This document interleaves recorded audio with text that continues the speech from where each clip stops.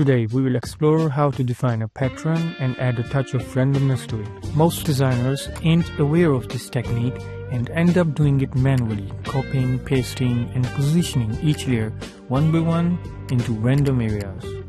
But we will let Photoshop handle the task of randomizing our objects across the canvas.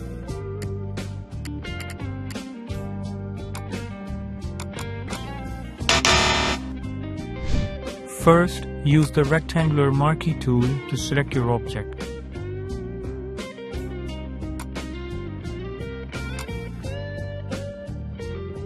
Then go to Edit and choose Define Pattern. Give your pattern a name of your choice.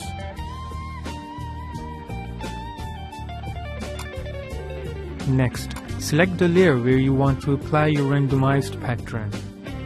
Then go to Edit, Fill, choose Pattern from the Contents menu, then select your created pattern from the Custom Pattern drop-down, check the script box, select Random Fill from the drop-down menu, set the mode to Normal, opacity to 100% and ensure Preserve Transparency is checked. Adjust the setting to your liking, then click OK.